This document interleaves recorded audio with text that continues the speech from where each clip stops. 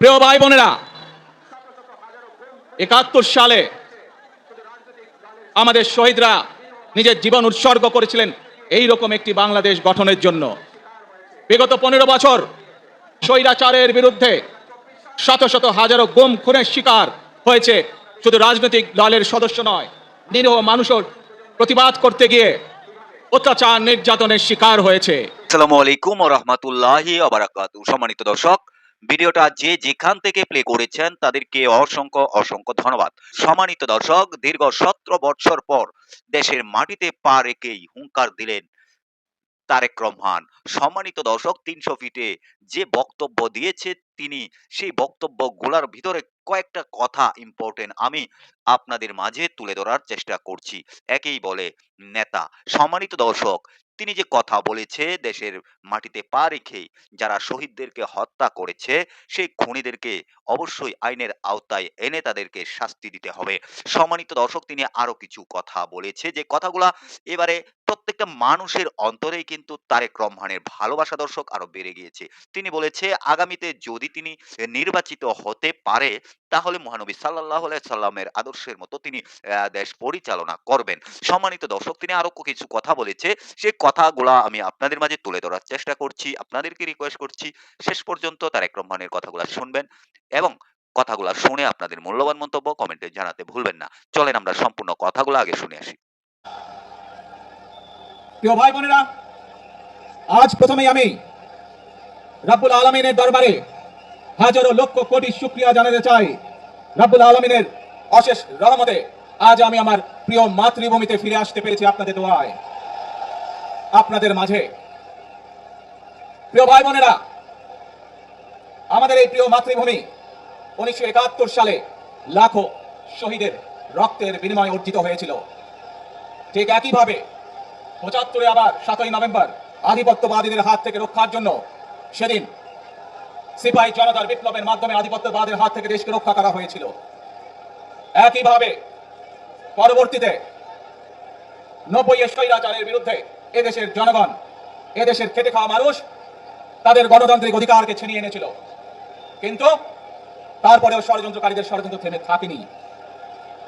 আমরা তারপর দেখেছি ২০২৪ সালে, ৭১ সালে এই দেশের মানুষ যেমন স্বাধীনতা অর্জন করেছিল, ২০২৪ সালে এদেশের ছাত্র জনতা সহ সর্বস্তরের মানুষ, কৃষক, শ্রমিক, গৃহবধূ, নারী, পুরুষ, মাদ্রাসার ছাত্র সহ দলমত নির্বিশেষে, শ্রেণী পেশা নির্বিশেষে সকল মানুষ সেদিন ২০২৪ সালের ৫ই আগস্ট এই দেশের স্বাধীনতা এবং সার্বভৌমত্বকে রক্ষা করেছিল।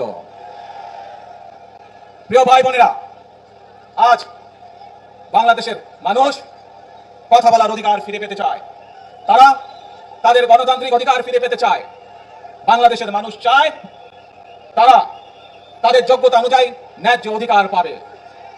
প্রিয় ভাই বোনেরা, আজ আমাদের সময় এসেছে সকলে মিলে দেশ গড়ার। এই দেশে যেমন পাহাড়ের মানুষ আছে, এই দেশে একইভাবে সমতলের মানুষ আছে। এই দেশে মুসলমান, বৌদ্ধ, খ্রিস্টান, হিন্দু সহ বিভিন্ন ধর্মের মানুষ বসবাস করে। আমরা চাই সকলে মিলে এমন একটি বাংলাদেশ গড়ে তুলবো আমরা, যেই বাংলাদেশের স্বপ্ন একজন মা দেখেন, অর্থাৎ একটি নিরাপদ বাংলাদেশ আমরা গড়ে তুলতে চাই। যে বাংলাদেশে একজন নারী, একজন পুরুষ, একজন শিশু যেই হোক না কেন নিরাপদের ঘর থেকে বের হলে নিরাপদে ইনশাআল্লাহ ঘরে আবার ফিরে আসতে পারে। প্রিয় ভাই বোনেরা, এই দেশের জনসংখ্যার অর্ধেক নারী, ৪ কোটিরও বেশি তরুণ প্রজন্মের সদস্য, ৫ কোটির মতন শিশু, ৪০ লক্ষের মতন প্রতিবন্ধী মানুষ রয়েছেন, কয়েক কোটি কৃষক শ্রমিক রয়েছেন। এই মানুষগুলোর একটি প্রত্যাশা আছে এই রাষ্ট্রের কাছে, এই মানুষগুলোর একটি আকাঙ্ক্ষা আছে এই দেশের কাছে। আজ আমরা সকলে যদি ঐক্যবদ্ধ হই, আজ আমরা যদি সকলে প্রতিজ্ঞাবদ্ধ হই, তাহলে আমরা এই লক্ষ কোটি মানুষের সেই প্রত্যাশাগুলো পূরণ করতে পারি ইনশাআল্লাহ। প্রিয় ভাই বোনেরা, ৭১ সালে আমাদের শহীদরা নিজের জীবন উৎসর্গ করেছিলেন এই রকম একটি বাংলাদেশ গঠনের জন্য। বিগত ১৫ বছর স্বৈরাচারের বিরুদ্ধে শত শত হাজারো গুম খুনের শিকার হয়েছে। শুধু রাজনৈতিক দলের সদস্য নয়, নিরীহ মানুষের প্রতিবাদ করতে গিয়ে অত্যাচার নির্যাতনের শিকার হয়েছে, জীবন দিয়েছে। 2024 সাল মাত্র সেদিনের ঘটনা। কিভাবে আমরা দেখেছি আমাদের তরুণ প্রজন্মের সদস্যরা কিভাবে নিজের জীবন উৎসর্গ করেছে দেশের এই স্বাধীনতা এবং সার্বভৌমত্বকে রক্ষা করার জন্য। প্রিয় ভাই বোনেরা, কয়েকদিন আগে এই বাংলাদেশের 24-এর আন্দোলনের এক সাহসী প্রজন্মের এক সাহসী সদস্য ওসমান হাদিকে হত্যা করা হয়েছে। ওসমান হাদি শহীদ হয়েছে। প্রিয় ভাই বোনেরা, ওসমান হাদি চেয়েছিল এই দেশের মানুষের জন্য গণতন্ত্র প্রতিষ্ঠিত হোক, এই দেশের মানুষের গণতান্ত্রিক অধিকার প্রতিষ্ঠিত হোক, এই দেশের মানুষ তাদের গণতান্ত্রিক এবং অর্থনৈতিক অধিকার ফিরে পাক। আজ 24-এর আন্দোলনে যারা শহীদ হয়েছেন, ওসমান হাদি সহ 71-এ যারা শহীদ হয়েছেন, বিগত স্বৈরাচারের সময় বিভিন্নভাবে খুন গুমের শিকার হয়েছেন, এই মানুষগুলোর রক্তের ঋণ যদি শোধ করতে হয়, আসুন আমরা আমাদের সেই প্রত্যাশিত বাংলাদেশ গড়ে তুলব, যেখানে আমরা সকলে মিলে কাজ করব, যেখানে আমরা সকলে মিলে আমাদের প্রত্যাশিত বাংলাদেশকে গড়ে তুলব। প্রিয় ভাই বোনেরা, বিভিন্ন আধিপত্যবাদ শক্তির গুপ্তচরেরা বিভিন্নভাবে ষড়যন্ত্রে এখন লিপ্ত রয়েছে। আমাদেরকে ধৈর্যশীল হতে হবে, আমাদেরকে ধৈর্য ধারণ করতে হবে। বিশেষ করে তরুণ প্রজন্মের যে সদস্যরা আছেন, আপনারা আগামী দিন দেশকে নেতৃত্ব দেবেন, দেশকে গড়ে তুলবেন। এই দায়িত্ব তরুণ প্রজন্মের সদস্যদেরকে আজ গ্রহণ করতে হবে, যাতে করে এই দেশকে আমরা সুন্দরভাবে গড়ে তুলতে পারি। শক্ত ভিত্তির উপরে, গণতান্ত্রিক ভিত্তি, শক্তিশালী অর্থনৈতিক ভিত্তির উপরে যাতে এই দেশকে আমরা গড়ে তুলতে পারি। প্রিয় ভাই বোনেরা, আমার সাথে আজকে মঞ্চে এখানে বহু জাতীয় নেতৃবৃন্দ বসে আছেন। আসুন আজকে আমরা দুহাত তুলে আল্লাহর দরবারে দোয়া করে আল্লাহর রহমত আমরা চাই। যে সকল জাতীয় নেতৃবৃন্দ এই মঞ্চে আছেন, মঞ্চের বাইরে যে সকল জাতীয় আরো নেতৃবৃন্দ আছেন, আমরা সকলে মিলে এই দেশকে নেতৃত্ব দিয়ে আমাদের বাংলাদেশের জনগণের প্রত্যাশিত সেই বাংলাদেশকে আমরা গড়ে তুলতে চাই।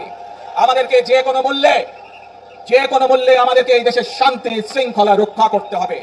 যে কোনো উস্কানির মুখে আমাদেরকে ধীর শান্ত থাকতে হবে।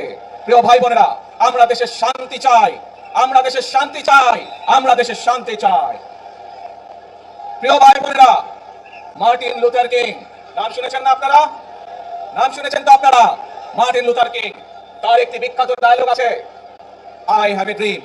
আজ এই বাংলাদেশের মাটিতে দাঁড়িয়ে আপনাদের সকলের সামনে আমি বলতে চাই, বাংলাদেশ জাতীয়তাবাদী দলের একজন সদস্য হিসাবে আপনাদের সামনে আমি বলতে চাই, I have a plan for the people of my country, for my country. আজ এই পরিকল্পনা দেশের মানুষের স্বার্থে, দেশের উন্নয়নের জন্য, দেশের মানুষের ভাগ্যের পরিবর্তনের জন্য, যদি সেই প্ল্যান, সেই কার্যক্রম, সেই পরিকল্পনাকে বাস্তবায়ন করতে হয়। প্রিয় ভাই বোনেরা, এই জনসমুদ্রে যত মানুষ উপস্থিত আছেন, এই সারা বাংলাদেশে গণতন্ত্রের শক্তি যত মানুষ উপস্থিত আছেন, প্রত্যেকটি মানুষের সহযোগিতা আমার লাগবে, প্রত্যেকটি মানুষের সহযোগিতা আমাদের লাগবে। আপনারা যদি আমাদের পাশে থাকেন, আপনারা যদি আমাদেরকে সহযোগিতা করেন, ইনশাআল্লাহ আমরা আই হ্যাভ এ প্ল্যান বাস্তবায়ন করতে সক্ষম হব।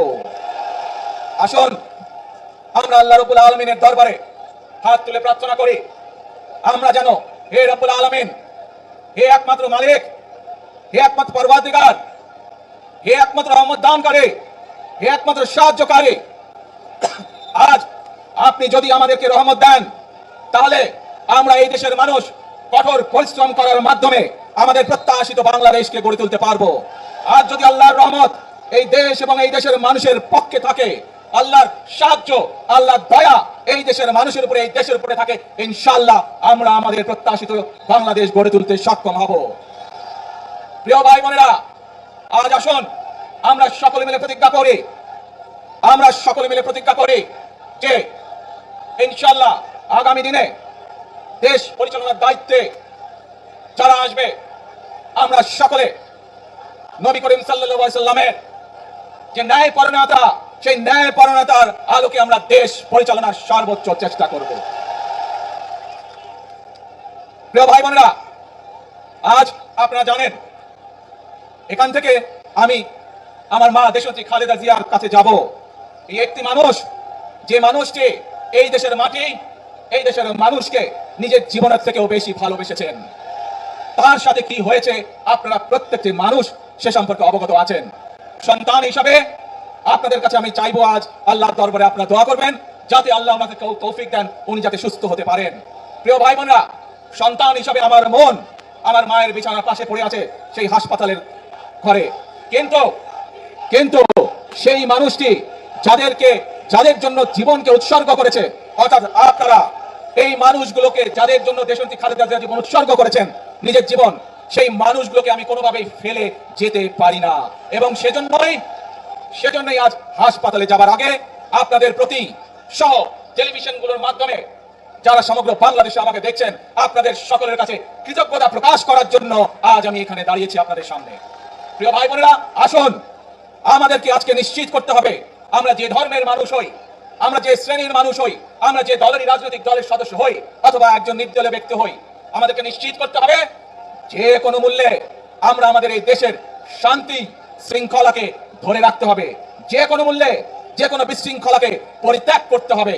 যে কোনো মূল্যে আমাদেরকে নিশ্চিত করতে হবে যাতে মানুষ নিরাপদ থাকতে পারে। শিশু হোক, নারী হোক, পুরুষ হোক, যে কোনো বয়স, যে কোনো শ্রেণী, যে কোনো পেশা, যে কোনো ধর্মের মানুষ যেন নিরাপদ থাকে, এই হোক আমাদের চাওয়া আজকে। প্রিয় ভাই বোনেরা, আসুন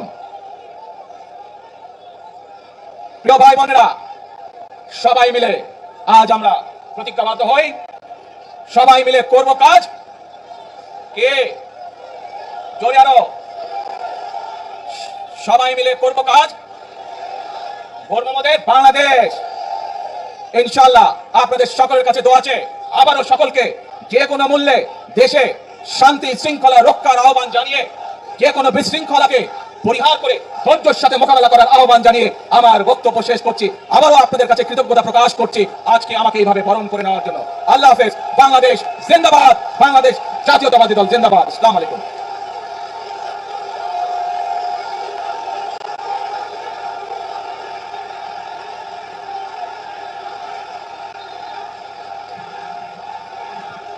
আমরা আজকের এই